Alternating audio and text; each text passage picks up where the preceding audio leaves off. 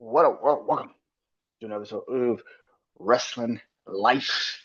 As you know, I am the host, Brandon Janeau, and like always, on all podcast platforms everywhere, Brandon Janeau Show, social media platforms, Instagram, Threads, Brandon Janeau, Facebook, the Brandon Janeau Show, and of course, TikTok, Brandon Janeau Show.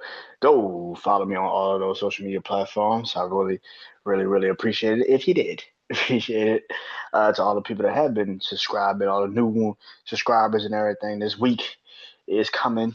Tonight starts off this week for me. Um, so yeah. Um, but where you really could go find this video, this visual is my YouTube channel, Brandon Janeau Show, man.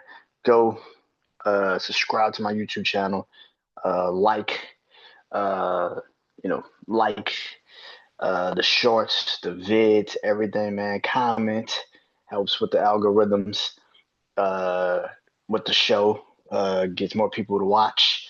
So yeah, man. So let's get into it, man. Like I said, this is wrestling life, so you already know. Backlash, WWE Backlash just went off the air. This was easily better than WrestleMania. Easily better than WrestleMania. And I mean both nights. I, I mean both nights. Like it was easily better. Like the matches made sense. It was consistent. It was not. It was long. It was drawn out. It didn't feel like any match didn't have enough time to get to where it needed to go. The progression of it all.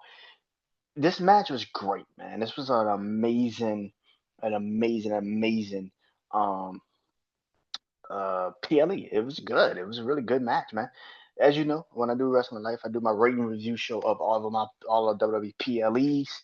Um and five matches on the card, which I loved. Thought it was a great idea. I don't know why people thought it should have been like six matches or some shit like that. I'm like, why?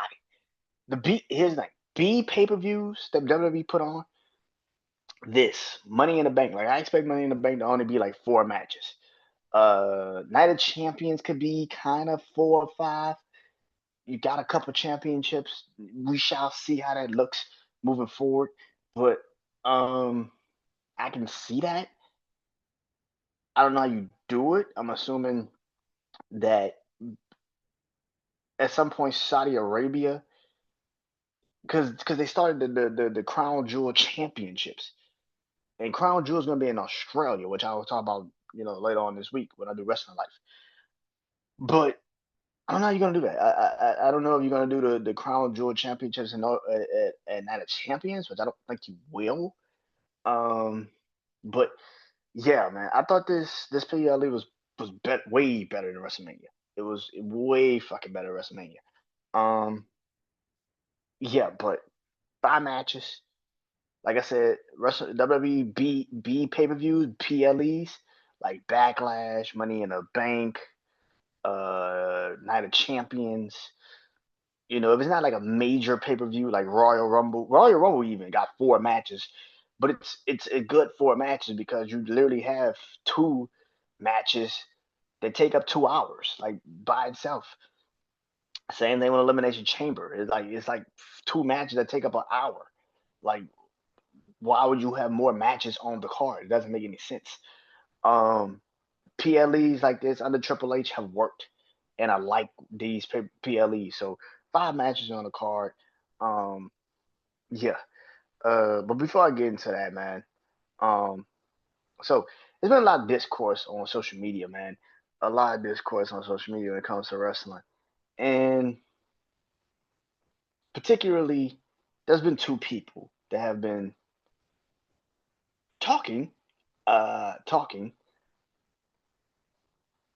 One Ricochet, the other one Will Ospreay.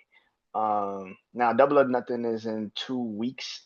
In Sunday, May 25th. I will be back on here doing the rating review show for Battleground. There's only been 3 matches announced for Battleground. I don't expect that to go too crazy either.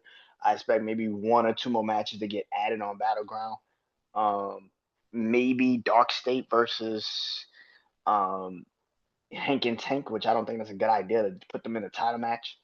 That'd be very fucking stupid. Uh, Maybe it's a grudge match. Maybe Javon Evans gets a match against Ricky Saints uh, for the North American Championship. I don't know, but Ricochet has been kind of just throwing shots at WWE since he's left. I mean, people want to get on social media and say that, oh, he's just a heel and he's just working his character and he's just shooting himself into a character. No, man. Ricochet, when he left the company, literally said they killed his passion for wrestling. Was that a fucking shoot or was he being fucking for real? This is not a fucking heel. That's who he is. That guy. That's who the fuck he is. Like, listen, bro, I get that you feel some type of way, and if they really did kill your passion for wrestling, then I understand how you feel. I get it. I understand that sometimes when I do this shit, and you start working with certain people, and you're like, man, they not on this shit like I thought they would be on this shit. Not the people I fuck with now, but back in the day when I first started being around certain people, it was like, man, these motherfuckers don't know what the fuck they are doing. But I get it. I understand it. If something or someone killed your passion for what you love to do, what's providing for your family, was keeping the lights on in your house, I get that. But at the same time, bro, like when Ricochet sits there with a straight goddamn face and then tries to sit there and say you try to shit on WWE and you get into an argument with Javon Evans on social media, I think it's extremely fucking funny that Javon Evans cooked your ass. I'm sorry. Like, it's extremely fucking funny that Javon cooked your ass. The man is 21 years old, and somebody on Twitter was giving him his props, and you jumped out the window. Like, why would you do that? I don't understand the decision of that. Like, why would you do that? It didn't make any fucking sense. You jumped out the window. You didn't have to do that. And Javon then came back and went at your ass, and you went silent. It's shit like that, bro. Like nobody is you know and this is something I need people to truly understand. Nobody's above criticism. From my small ass podcast to the one of the biggest wrestling companies, you know, in wrestling right now. Nobody's above criticism, bro. You can criticize the shit. It's not hard to criticize shit if it's also not really good right now. So for Ricochet to go out there on social media and do what he did and get cooked by Javon Evans like he did, it serves him fucking right. Like, bro, like you can't be doing shit like that and got the fucking balls to try to play like, oh, Javon got worked into a shoot. No, bitch, he did not. That's Ricochet. Ricochet started that shit, and Javon ended it. That's just facts. Will Ospreay is the same, man. Will Ospreay, I've been very vocal and said that Will Ospreay is one of my favorite wrestlers in AEW. Um, I mean, Will Ospreay is one of the best wrestlers I've seen in years. But when Will Ospreay goes on an interview and says, Bell or Bell, I don't think nobody in WWE can touch me or touch us in the ring, it's like, what style are you talking about? Are you talking about the AEW style, which is very fast paced, no sell, and people can sit there and say, "Oh, they sell." No, they don't. No sell, kicking out at 1 or 2. Like you watch the matches on Backlash tonight, and you can see how the crowd was in the middle, in the palm of people's hands in certain matches. Perfect example, like I talk about it later, but Becky and Laura, like how they got the crowd really intrigued into that match because of how they particularly played into the kickouts.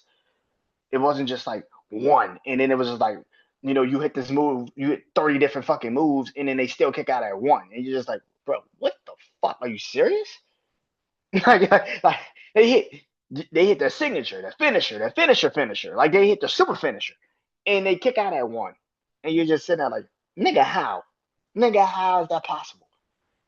There is no way in hell that should have happened.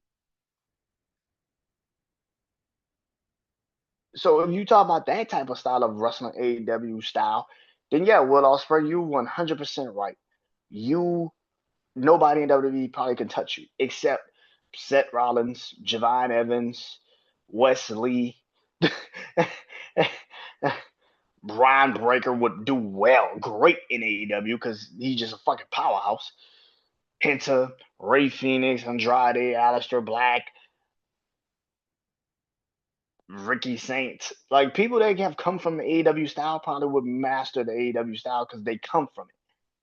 Same thing with WWE. But if we talk about like WWE style, which is kind of more so geared towards storytelling in the ring, getting people to have emotion. And here's the thing: there's two different ways you can get people to have emotion. AEW has a way where you can care about the emotion, and then they don't. WWE style is more about getting the crowd to participate, getting the crowd to care. AEW style is we're gonna just wrestle.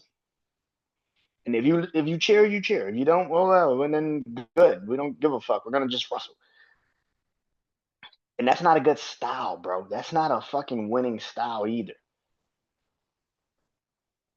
But when you sit there and say nobody in AEW could go, I mean, nobody in WWE could go bell to bell with y'all, that's a fucking lie. Like I said, I think Will Ospreay is an amazing fucking wrestler. I've always said he's one of the best wrestlers I've seen in definitely in this time period of wrestling. He's one of the best. I would easily tell you that. I'm gonna hate that I probably have to miss him and Adam Hangman Page at Double or Nothing because I have to do the NXT rating review show. I'm probably gonna hate the fact that I have to miss that final because I really want to see them two wrestle each other. That's gonna be fucking fantastic. But here's the problem with Will Ospreay. I've never really seen a Will Ospreay fight somebody that doesn't kind of resemble his style. Kenny Omega resembles a Will Ospreay type style. Ricochet resembles a Will Ospreay type style. Kevin Knight resembles a Will Ospreay type style. Takeshita resembles a Will Ospreay type style. There's Okada resembles a Will Ospreay, type style. They believe in their aerial ability, high flying, all that other shit, but they can't give you a true matchup like that. They're not great at it. As for like tonight, we saw Gunther fight a fucking broadcaster who isn't really even a wrestling commentator.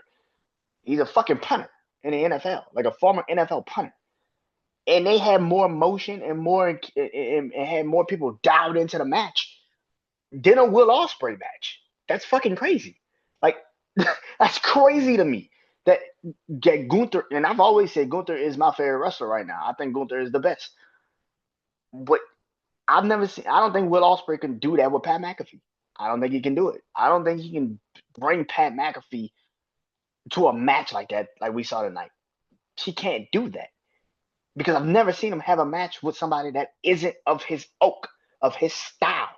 So when you sit there and say nobody in WWE could go like y'all, all of y'all are the same. Y'all all come off the same.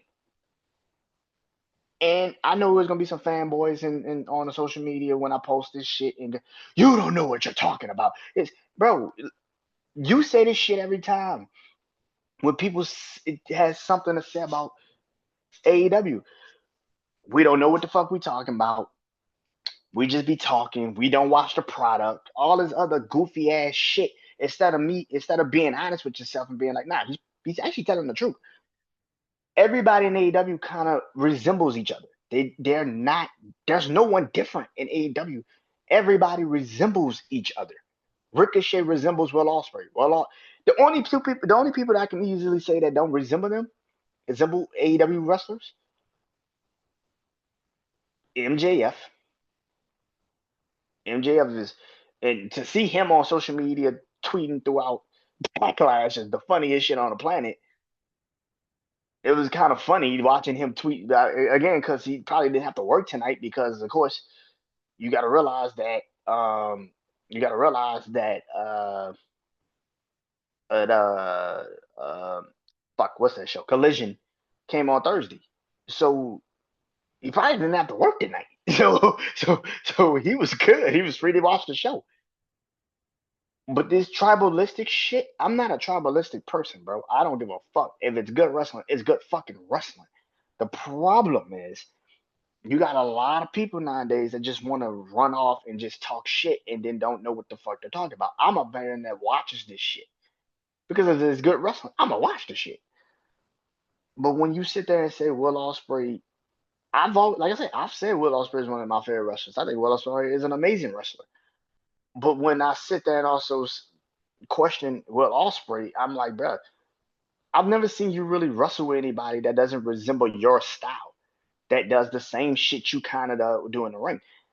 I don't think you can go in the ring against a fucking Jacob Fatu and have a standard just matchup. I don't think you can do. Like I said, I don't think you can bring Pat McAfee to a good match. I don't think you can do it. I think you can try. I think you will be an amazing trier of it, but certain styles make certain fights, and I don't think Will Ospreay is that type of ability in the ring. He's not somebody that can carry you. You know what? Take that back. I'm not gonna say it like that. That's crazy because he can't carry you. I don't think Will Ospreay is truly. I think he's too reliant on his ability in the ring instead of building the match. He's too reliant on. I could flip out the ring. I could do this. I could do some shit you've never seen before. That's awesome. That's great when you're in your 20s, in early 30s. But once you get to like your late 30s, 40s, that aerial shit is gonna be gone, bro. And you need to fucking figure out a style that's gonna actually work. Again, I think Will Ospreay is an amazing wrestler, but for people that's sitting there and saying that AEW, these two dudes, Ricochet and Will Ospreay, I really feel like y'all should just not talk about WWE. I get Ricochet feeling some way he's bitter. I get it, 100%. Whatever, do your thing. But bro, you are in a whole nother company, getting money, trying to be a new character, and your persona comes off as just being a dick, a fucking internet troll. And yet you think, and people on social media are just gonna defend it because that's funny. And it's like, oh, y'all just don't understand. That's a good. No, the fuck, it's not. You don't like internet trolls. None of us do. That shit is annoying. For a motherfucker to be talking and you can't see them, just be talking. Like, bitch, shut up. That shit is annoying. And Will Ospreay is an amazing wrestler. But to sit there and pretend like nobody in WWE could hold you, could have a match with you, fucking delusional, dude. I'm sorry, but you fucking delusional, dude.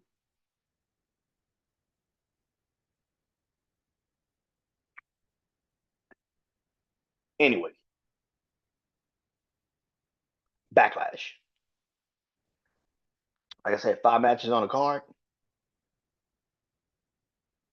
I'll be honest. 4 of the 5 had 5-star matches. Give them 5 stars. But who's going to be my match of the night? We shall see. Starting off with my least favorite match of the night. I give this 3, really 3.5, but I give it 3. I give it 3. And that is Dominic Mysterio versus Penta for the Intercontinental Championship. I gave it 3.5. I really give it a 3. Um,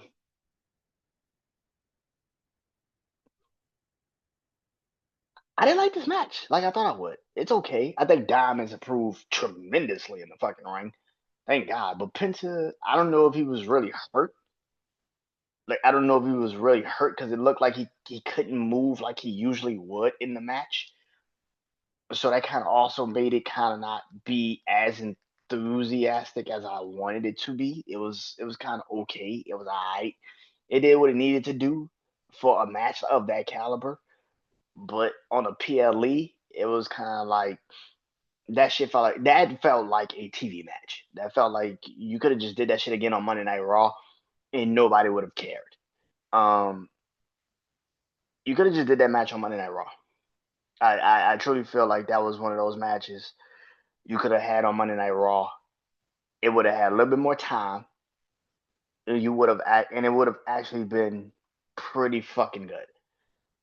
If you actually did it on Raw, no DQ for the Intercontinental Championship. But instead, it's what we got, and it's alright. It was okay. It wasn't great. It was alright. It was okay. Like I said, if you did that shit on Monday Night Raw again, it would not even shock me how good that match would be. But to put it on a PLE, those are one of those matches you could have did without. I think you could have had 4 matches on this card or 5, depending on who would you have put on the PLE. Um,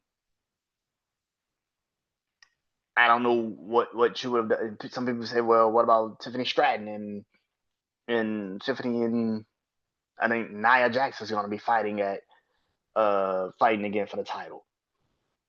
That's going to happen at Saturday Night Main Event. But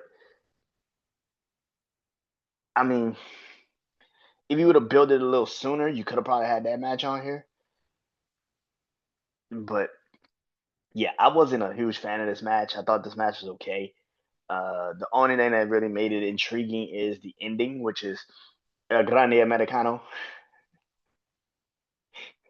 El Grande Americano strikes again.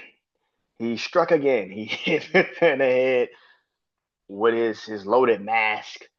And we all know what the fuck this is all leading up to. This is leading up to the Lucha Brothers teaming up Penta and Ray Phoenix. They both got beef with Chad Gable. I feel like Ray Phoenix is running out of situations in fucking SmackDown.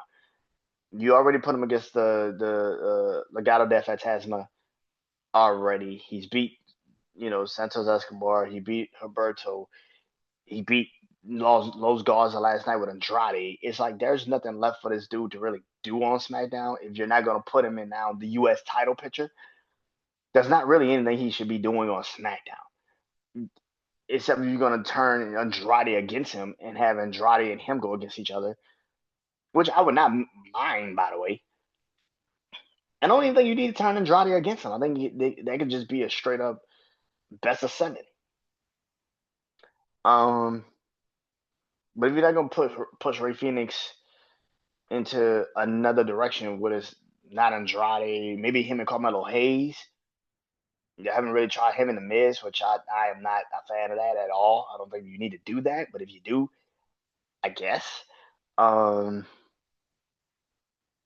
do you? Yeah, we all know this is heading. This is heading to Penta and Ray Phoenix teaming up to go against El Grande Americano and the All American Made. Um, Raw needs more tag teams.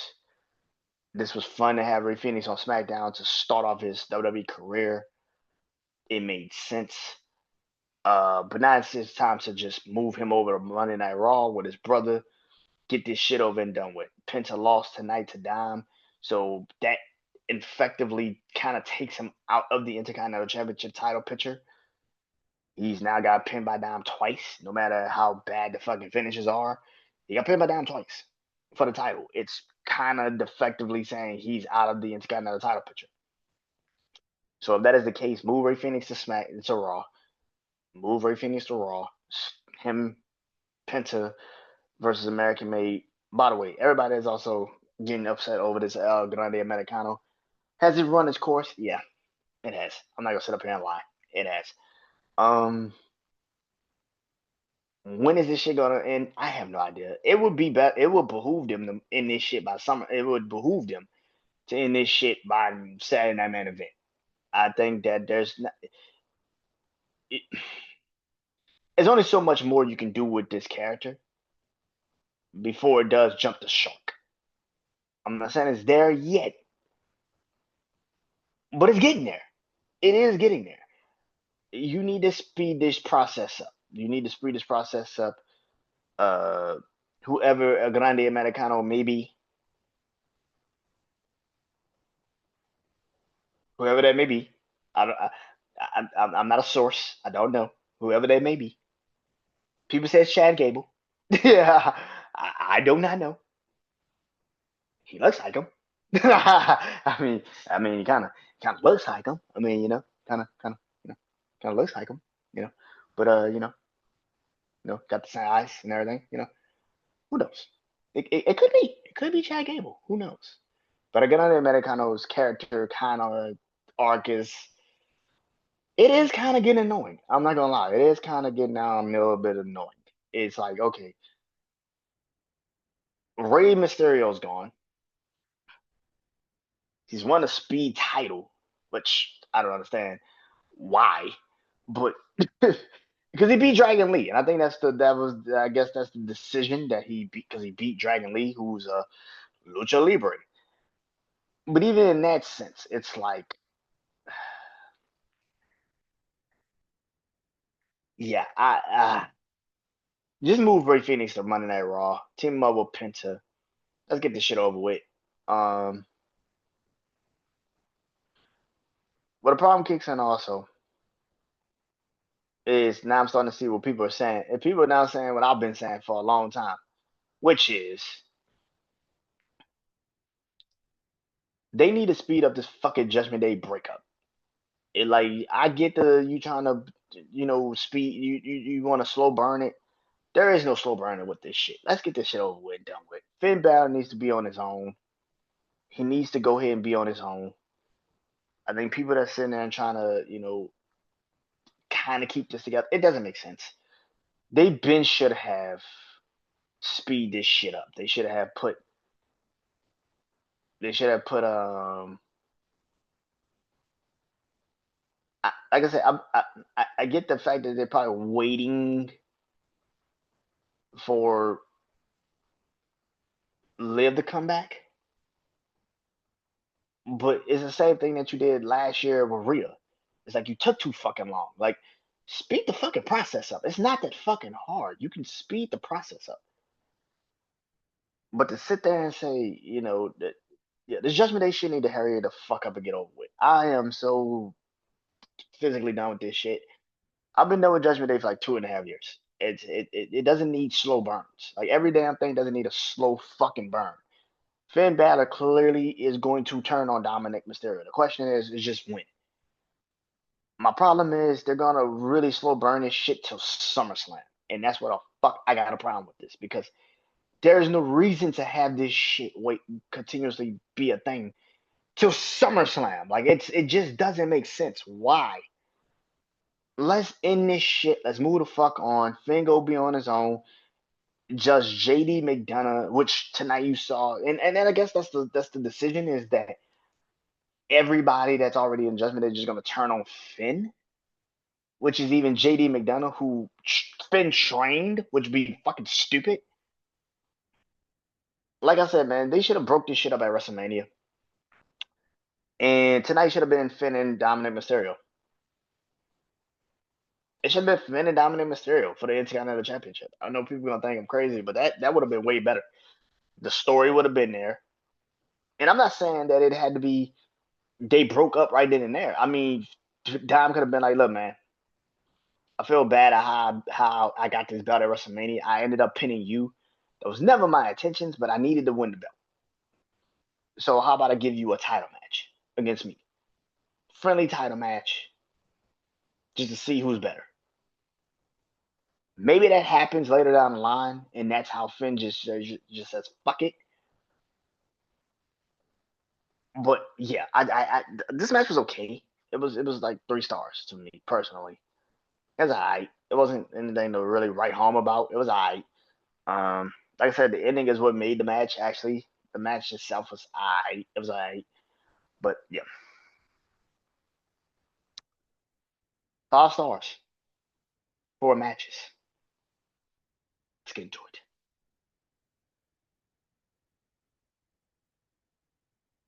My first 5 star match. Gunther versus Pat McAfee. Yep, that is a 5 star match, ladies and gentlemen. Some people on social media got mad. Some people on social media Listen, man, the IWC is the worst place to steer people right. You're never gonna win with the IWC. They're just if that's what you're planning on doing, you're never gonna win because you got a lot of people that feel it should be this way and it's not this way. Why is it not this way? I think there should have been a squash match between him, Gunther, and Pat McAfee. Somewhat. I thought Randy Orton Joe Hendry type at WrestleMania, but I get why it wasn't because like you need Pat to still be the fan favorite. If this was just a standard old get your ass in the ring, get kicked from fucking pillar to post, chopped from pillar to post, beat the shit out of. If this was that, the match would have not had the impact that it needed to have, which was Pat is a tough son of a bitch, and Gunther's a crazy motherfucker. And even Gunther can understand that Pat was just not gonna give up. He knew it. He had to beat it in him. But for people that sit there and be like, man, this match should have been a squash match, man. This shit went a little bit too far. It's been too long. The longer it got, the better it got. Just like every match on this card, the longer it got, the better it got. Again, should it have been about a squash match? Probably. I said the same shit about Gunther and Jimmy Uso a couple weeks ago when they did that, and Jimmy got brought into the storyline with Jay Uso. I felt like that should have been a squash match then, and it wasn't. It worked out. It was the best match for Gunther and Jimmy to have because it led to Jey Uso finally getting over in the storyline. It made sense. That was kind of the same match here. It was kind of like we know Pat's not winning. We knew that. We knew Pat wasn't gonna fucking win. Let's be fucking for real. We knew Pat was not fucking winning this match. Let's be fucking for real. What we did know is Gunther was gonna win, but how the fuck the match was gonna go? That was the best it could have been.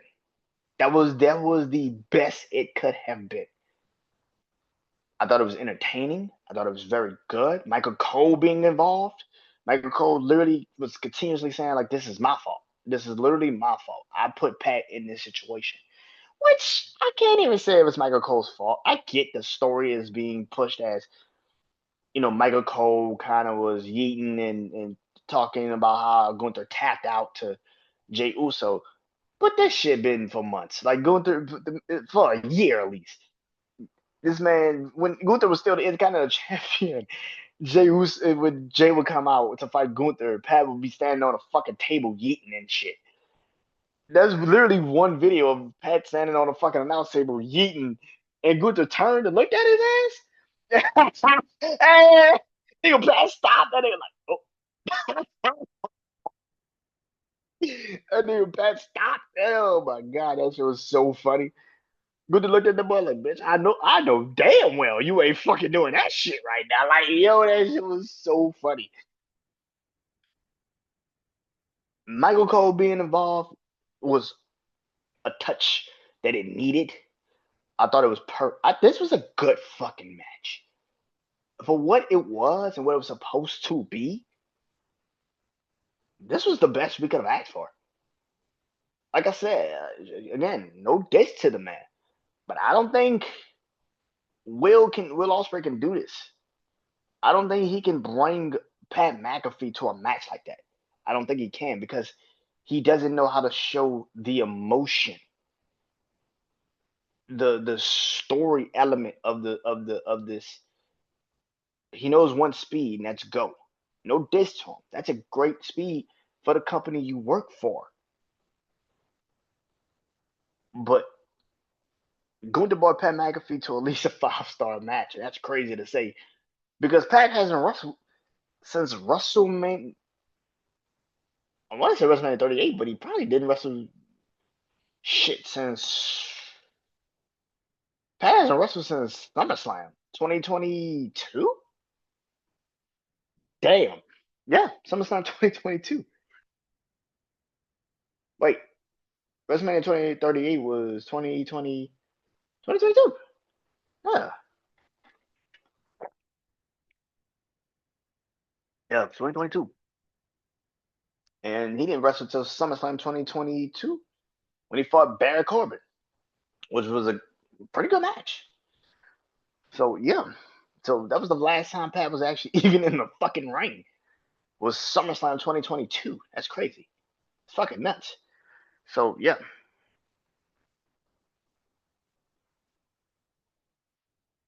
The next five-star match. Believe it or not, John Cena versus Randy Orton for the WWE Championship. This is a five-star match for me. Listen, I've been very vocal. I've been very honest. That I have said John Cena and Randy Orton really don't have no classics. I don't think the rivalry is great as everybody says it is. I think people have, excuse me, I don't think the rivalry is as great as everybody says it is. It has its moments, I think, because of the the way they've always told the story of them coming in together. Randy actually debuted before John Cena. People forget that. He on actually debuted what I think like 2 months before John Cena. I think Randy Orton debuted in like April 2002. John Cena debuted in like June. So Randy had 2 months over John Cena before he even got on TV in WWE. Their careers have always been some type of way, some different. They've all been different paths, but this was the first time that Cena was the heel, Arn was the face. It's kind of kind of weird. This match was better than I thought it would be. I mean, at the beginning, again, like I said, the reason why 5 matches worked for this fucking PLE is because you could not put too many matches on this card. A lot of these matches needed the 20, 30 minute mark because if they just were just matches with 10 minutes, 15 minutes. You saw this at WrestleMania. A lot of these matches felt like they were too quick. They were like 10 minutes, and you're like, the fuck? Like nothing. It was like it kind of felt like the storylines. Nothing went in and nothing came out of it. Same thing with this in the match.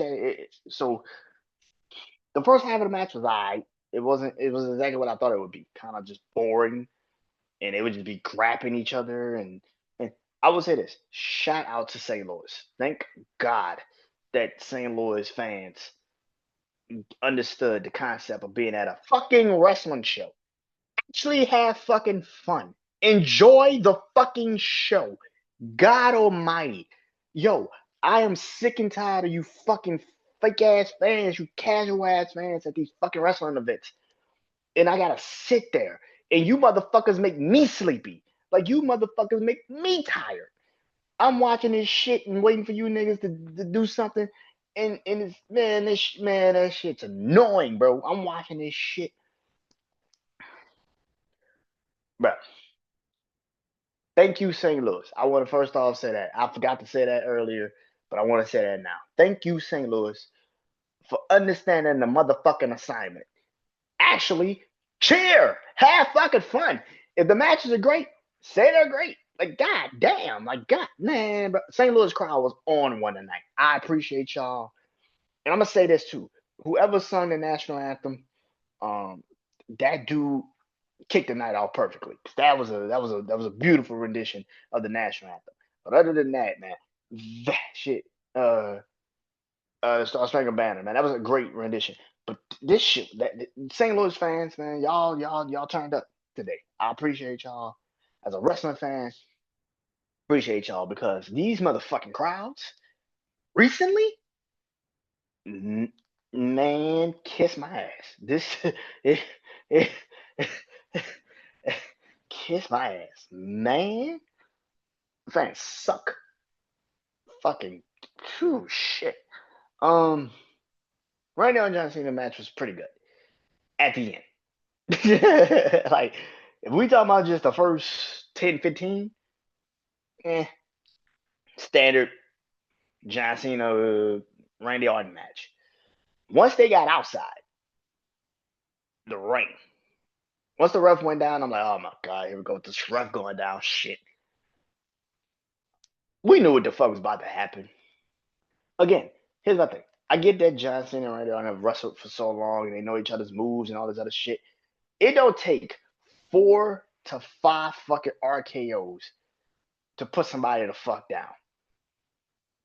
That is a pet peeve of mine. Bro, it don't take 14 different finishers. You should not be hitting your finisher 4 fucking times to beat somebody. I don't give a fuck if he's Super Cena. That's ridiculous. That is fucking ridiculous. That's a fucking pet peeve of mine. But when Randy Orton started hitting the AA on John Cena consecutively through tables, I was like, we might have something here. We knew what the ending was gonna be. Listen, man, R-Truth. We might get what a lot of us have been asking for, which is John Cena beating the shit out of R-Truth, which would be stupid for him to do that now because R-Truth just saved his fucking title. That'd be very stupid. But John Cena could also probably look at R-Truth and if these rumors are true that R-Truth and John Cena may be fighting at Saturday Night Main Event, I get it. I understand it after watching tonight's ending because John Cena feels like he owes R-Truth a title match. Plus, on top of that, if you're thinking about John Cena's heel persona, he's overlooking R-Truth. He's like, I can easily be R-Truth. Like, this is easy work. That's a good 10 minutes for a Saturday Night Main Event. 10, 15. That might be pushing it. 15. That might be pushing it. But a good 10, 15? Yeah, why not? Why not? R-Truth could still be the goofy ass R-Truth, but then he has a serious side. He kicks it into a serious side at Saturday Night Main Event. He can't believe his idol gave him a title match. That's crazy. The match all in all was good. I love the ending. I mean, the ending really made this match really what it is. The fact that you had a bunch of officials come out, Nick Aldis come out, which this is clearly leading to Nick Aldis versus Randy Orton. This is now the third fucking time this man's been RKO'd by Randy Orton, bro. Since he's been the fucking general manager. The fucking fines are not going to work. You could suspend him, which would be, I mean, I understand if you did. I can see you suspending him. I'm telling y'all now, Nick Aldis versus Randy Orton is going to happen at SummerSlam. That's when we're going to get Nick Aldis. He's going to fight. He's going to wrestle at SummerSlam against Randy Orton. This man's been RKO'd 3 times now. He has been RKO'd 3 fucking times now by this man. At some point, he gotta fight this motherfucker. There's no reason for you to take that many fucking RKO's and not retaliate. That is ridiculous. This man's been RKO'd 3 fucking times now by Randy Orton. The fines are not gonna work. You have to retaliate. I think it's gonna happen at SummerSlam. I think they're gonna build this to SummerSlam. I think WrestleMania was too soon. You couldn't give Nick Aldis enough time to get him in ring shape. Excuse me. You couldn't give him enough time to get into ring shape. But SummerSlam is a perfect time. You got enough. This is May 10th. SummerSlam night 1 or 2 isn't until August 2nd. I can see. Now, could they put it off at Night of Champions? I could see it. It'd be stupid to do it because that's a money match. I think Nick Aldis versus Randy Orton is an actual real money match. I think you could actually do it. And then I'm looking at SummerSlam. I'm like, what the fuck does Randy Orton do at SummerSlam? If everything goes 100%, he's still healthy. He walks into what is he doing at SummerSlam? Does Randy Orton even have a pathway at SummerSlam? Probably doesn't. So let's continuously build this story with him and Nick Aldis. Let's get it to SummerSlam. Maybe night 1 or night 2, depending on how you do it. But I think night 1 will work. Get Nick Aldis in the ring, let Nick Aldis wrestle. I think it works. Like I said, could you do it at Night of Champions? Night of Champions was June 28th. That's a month from now. That's a month from now. Whereas for like, if, like I said, for as if you're sitting there and you're thinking to yourself, would you rather have it a month from now or 2 months from now? Well, 3 months from now. Yeah, 3 months from now. Give Nick Aldis enough time. The storyline is there. You just got to continuously build on it. Doing that at Night of Champs would be very stupid. I don't understand why you would do it. That would be very dumb. I can do that match deserves a bigger moment than just doing it in Saudi because it's Saudi. Especially if you also going to probably have the special attraction of Goldberg and Gunther. One of those matches are going to happen at SummerSlam, and one of those matches are going to happen at Saudi. If I was WWE and if I was Triple H and if I was booking, I would have Goldberg versus Gunther at Saudi, and then I have Randy Orton versus Nick Aldis at SummerSlam. Now, what you do with Gunther at SummerSlam? Give him the title back to Jey Uso. Get the belt back to Gunther at SummerSlam. Why not? I rather that than because I don't see set and I don't see set I don't see set in Jey Uso at SummerSlam. I don't think they're gonna wrestle at SummerSlam. Now I could be crazy. I could be completely fucking crazy, but I don't see set and Jey Uso at SummerSlam. I don't see it. I don't see it. I think they did that match to one see how it would look. That is true. But I also feel like they did that match to give uh get set out of the title picture for right now. I think they also did that match to get set the fuck out the title picture for right now. I think that I think I think I still think Roman and Punk are gonna team up against Set and Set and Braun Breaker. I think it's gonna happen at SummerSlam. And if not, it's gonna happen. If that's not the match at SummerSlam, I can definitely see them having single matches. CM Punk versus Roman. Yeah, CM Punk versus Braun Breaker and Roman versus Set. Or you could do Roman versus Braun Breaker and CM Punk versus Set. And maybe you make it a fatal four way for the title, where you don't have to put Jay and Gunther in a match 1-on-1, and then have like pretty much like a maybe you make it a fatal four way in Gunther, Jay, CM Punk, and Set. I can see that. I can see that. People keep saying it's gonna be Punk and Cena. Like I said, I think Punk and Cena are gonna happen. I think it's just gonna happen at the end of the year. I don't think it's gonna happen right now because you got to realize Cena's on SmackDown. Punk is on Raw. How the fuck is that gonna happen? Cena's technically sold. I mean, sold largely. Cena's technically on SmackDown. He's a SmackDown wrestler. He's not on Raw. Punk's on Raw. So the only way Punk and Cena actually have a match is if Punk wins Money in the Bank, or if Punk gets drafted to Raw. I mean to SmackDown. That's the only way them two can have a match. That's why I keep saying people that keep saying, "Oh man, they could definitely have a match." I don't know how. I don't know how. But yeah, I think Randy Orton is definitely going to fight Nick Aldis. I think he's going to fight him at SummerSlam. I'd rather do that match at SummerSlam than Night of Champions. That's just me. John Cena, on the other hand, he's talking about something. He wants competition. He said it at the end of the night. I thought Cody was going to come back. I didn't see the point of Cody coming back at St. Louis. Why would he come back and step on Randy Orton's moment? That's just very stupid. Like I've been saying, Cody's going to get his title back. I just don't know when. I can see it before SummerSlam. I can see it at SummerSlam. I can see Cody and John Cena having another match at SummerSlam. I hope it's better than the first one. This match was pretty good. The match was pretty good. So hopefully it's better than the first one.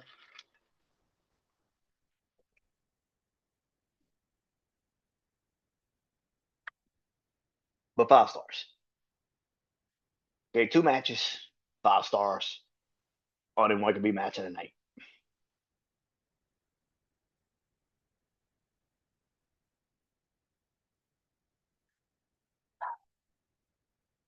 5-star match. Laura Van Carrier versus Becky Lynch for the Women's Intercontinental Championship. Yeah. You know, it was fucking crazy. You know, it was nuts. Now you guys might have to look this up.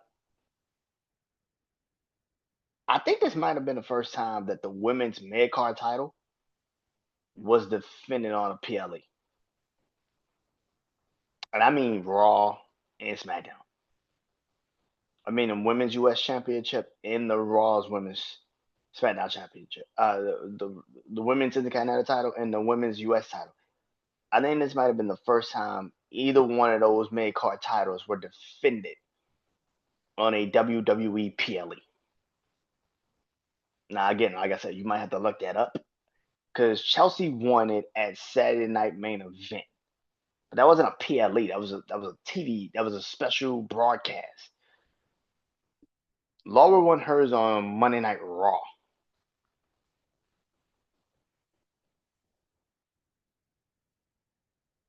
The U.S. title only been in place since December. The women's title only been in place since any kind of women's title has only been in place since January.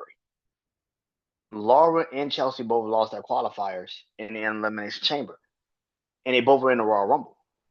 So yeah, this is the first. And then of course Chelsea wasn't on the WrestleMania card. Laura was, but she was in a tag team match. So this might have been the first. This is the first time that any one of those women's mid card titles were ever defended on a PLE. That's fucking crazy. That's fucking nuts. That shit is wild. That's a crazy ass thing. You would think you'd be like, no, Brandon, they've been defended before. No, they've never been defended on a PLE until tonight. Neither one of those women's mid card titles have ever been defended on a PLE until tonight. That's fucking crazy to me. Anyway, we got a great match. Laura and Becky are great. I like the storyline that's being built too, which is Becky can't beat Laura. See, people didn't even realize that. Becky can't beat Laura. Laura's beaten Becky now 2 times for the women's NXT championship and now for the Intercontinental Women's title. Becky has not beaten Laura when it matters most.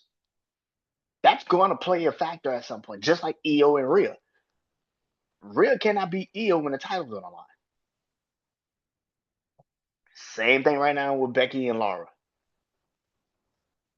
I never thought this could happen, but it did. And I'm shocked that it happened. Because I thought this shit was damn near impossible. I think WWE just successfully turned Becky Lynch heel.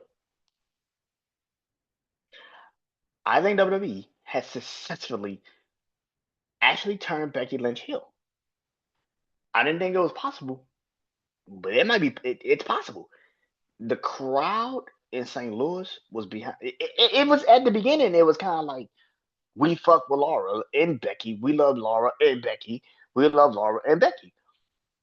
But by the end, that whole crowd was Laura. That whole crowd was Laura. I've seen some shit in wrestling, but I've never seen a beloved big. I've seen just weird crowds like Cody Rhodes at WrestleMania getting booed. Like that shit was just weird. But you got to realize a lot of those fans are adults. They're not kids. It's not like TV. Like a lot of those fans are adults, so of course they're gonna ride for the heel, clearly. And I think they're also waiting for why. And I think there's also a reason for why Cody isn't back on TV yet, because they want to make sure when he comes back, you missed him. You now believe that he can be the only person to take the belt away from John Cena and keep this kill this reign of terror.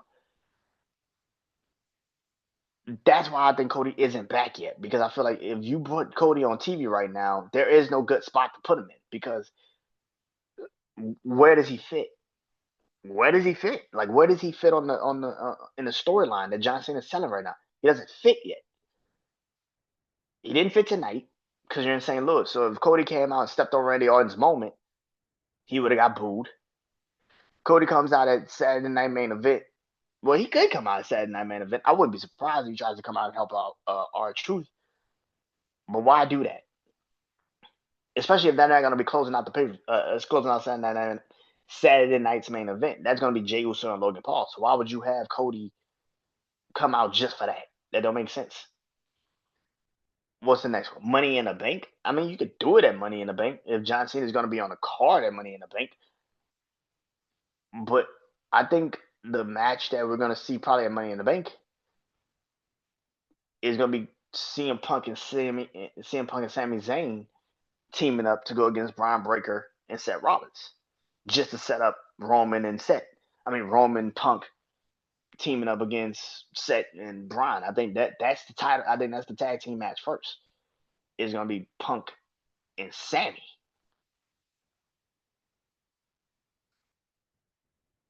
And Money in the Bank. And Roman's gonna pop up at the end.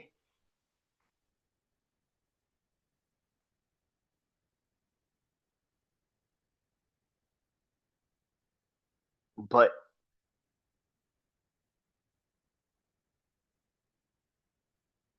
I thought this match was good. Laura could go in the ring. I think people just have not given her a chance to really watch her wrestle. Like I said with Laura Valkyria, I feel like her character's always been good. It just throughout the theatrics of the wings and the woo and all that shit, you get lost in it. But I've watched this girl, like I watched her in fucking NXT. I knew she could fucking wrestle. I knew she could cut fucking promos. She was not bad in NXT. She was killing it with Roxanne Perez before she went up to the main roster before Stand Deliver last year. She was killing it. So I knew she could talk. I knew she could cut a promo. I knew she could wrestle. It was just like trying to find her the right opponent. And that's why everybody kept saying it got to be Becky Lynch. It makes sense. Now you're starting to see why we kept saying for a month it needs to be Becky Lynch. That's the person that she needs to have the real first rivalry with because it makes logical sense. Now you're seeing why we kept saying that shit. I had been saying Becky Lynch and Laura should have fought at WrestleMania 41 for fucking months when Laura was in the tournament for the Intercontinental title. I said Laura's gonna win it and she's gonna fight Becky. That's obvious. What the fuck did you think was gonna happen? I thought it was gonna happen at WrestleMania, but they got it at Backlash. Same result. I expected the match to be good, and it fucking was good. Becky is officially a heel, which is something that I never thought they can really physically do. She's going to get booed Monday. That isn't just a thing. And plus, on top of that, people now understand Laura could fucking wrestle. Now I don't know what this is going to lead to. I can easily see Becky take out Laura and have Laura have to vacate the belt, which I hate those storylines where you gotta kind of like vacate the belt, but I can understand that they did it, and that's how Bailey gets back into the storyline. She comes out for the title for Becky. Becky wins the belt and gets the title, and then Laura and Bailey comes back just to set up SummerSlam with Laura and Becky again. And Laura beats Becky because again, like I said, Becky cannot beat Laura when the belt's on the line. You could give Laura the belt in a bigger moment because she just beat Becky and she never lost the belt. Same thing with Rhea. When she finally beat Liv, it's like that makes sense.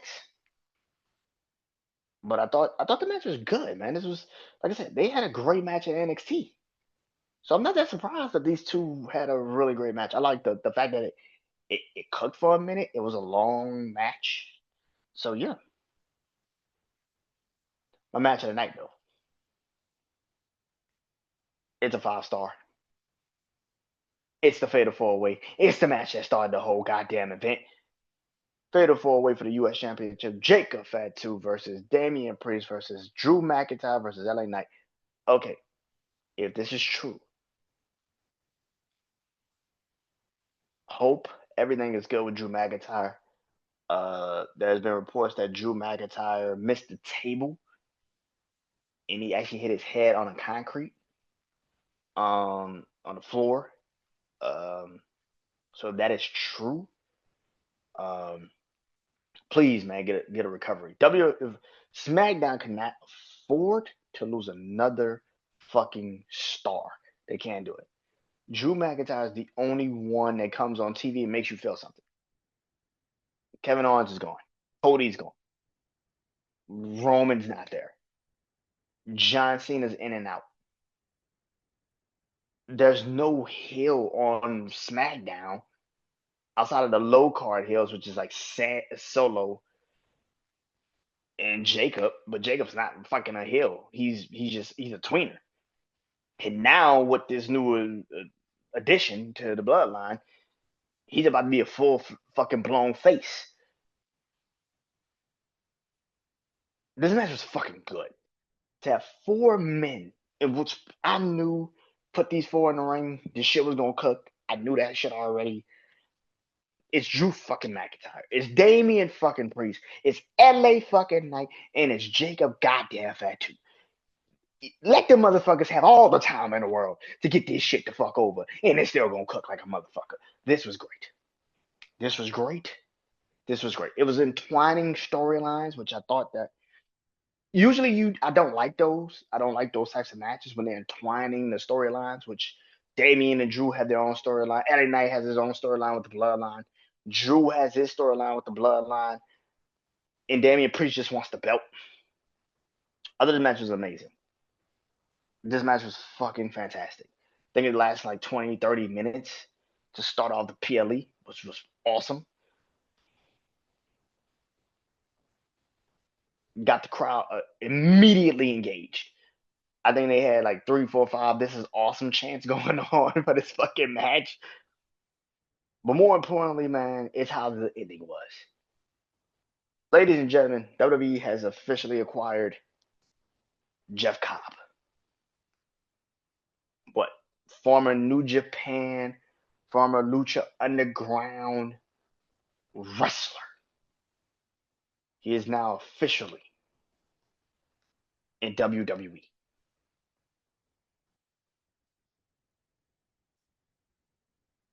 I haven't seen this man wrestle. I'm gonna be honest. But if the clips that I've seen him in, that's how he moves in the ring, God help us. God help us. Because this man's about to go. Jeff Cobb is officially a WWE superstar. And he just aligned with Solo. Now, I'm not going to sit there and say it's the bloodline because I don't know. They still have not labeled what the fuck this new faction is. Because they are technically not the bloodline. I do know that, right? They're not the bloodline. The bloodline needs the Ulafala. Roman has that. They're not the bloodline.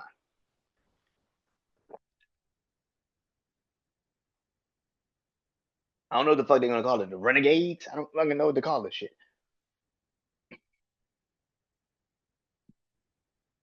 The fact that Jacob Fatu looked absolutely confused. He looked confused. He was like, "What the fuck? The fuck are you doing here?" The fact that Jeff Cobb and Jacob Fatu also used to have a rivalry in Indies is awesome. Like this is gonna work. I like this shit. I thought this match was amazing. Drew, Damian, LA Knight, all of them played their part. It never felt like it was out of place. I truly feel like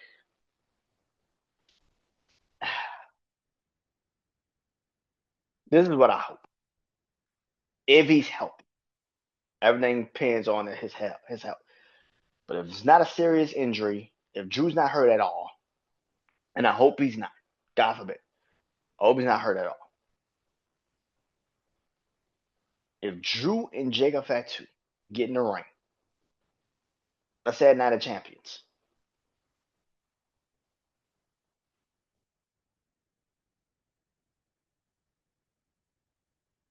I would have Solo screw Jacob Fatu at a belt right then and there.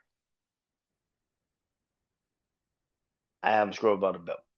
Have Drew McIntyre go into SummerSlam, I would have Jacob Fatu. I would have Drew McIntyre going to SummerSlam, the U.S. champion, against Aleister Black or Carmelo Hayes. Those are my two. Hell, make it a triple threat match. I don't give a fuck. Make it a triple threat match. I don't give a fuck. And then have Jacob Fatu have a match against Solo. I don't think the belt needs to be on the line. I've said this about the bloodline or whatever they want to call that shit. It never needed a title. Jacob feeling now like you can't trust Solo. And he don't know what Solo's capable of. Because Jacob always said, I can handle this shit on my own. I do not need you to jump in and fight my battles. I got this. And then him not listening and still screwing up and putting Jeff Cobb into this shit, even though Jeff Cobb helped him to keep the belt. Confused Jacob Fatu is not a good Jacob Fatu. That shit's gonna be interesting. But now you have a storyline that they can clearly push on WWE SmackDown because they have nothing on SmackDown right now. They have nothing that could go from the beginning, the middle, and the end of the show that you would care about. But I feel like I would have Drew beat Jacob Fatu at SummerSlam. At Night of Champions, and go into SummerSlam as the U.S. champion. And I have Drew defending that belt against either Aleister Black, Carmelo Hayes, or both. That's what I would do. All in all, like I said, it was the best match of the night. That was the first match, and it was the best match to me. So, yeah. But that is it. That is it. I'll be back not next Sunday, the Sunday after next, for for NXT Battleground. I'll be doing that PLE. 3 matches have already been announced. Stephanie Vicker, Jordan Grace for the NXT Women's Championship.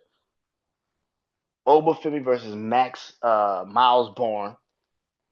Oba Femi versus Miles Bourne for the NXT title, which I love the fact that they're putting new blood into this. Thank God. And Joe Hendry will be defending the TNA Championship on a WWE PLE against Trick Williams. I believe that match is going to be pretty interesting. I don't know who wins. I don't know who the fuck wins. Sure interesting. I tell you that fucking much. Anyway, I'll be back that week. Talk about that. Then the following week, I'll be back to do Money in the Bank, which will be June 7th. And I got a double header that day, because I got to do Worlds Collide for NXT, which is their first Worlds Collide pay-per-view since 2020. They haven't done a Worlds Collide pay-per-view since like 2020, which was like pandemic, before the pandemic, I think. No, 2019. Damn, 2019. Yeah, that was the last World Collide, 2019. Yeah, well, they did NXT versus NXT UK. So yeah, it's been a minute since we had a World Collide. Well, we're gonna get one. June 7th. NXT versus Triple A. I don't know what they're gonna do there, but it's gonna be pretty interesting to see. So that is it. I'll talk to you guys soon. This is Wrestling Life. I'll see y'all this week. Got a lot to talk about: sports, music, everything. Until then, I am BrandonJaneau. Peace.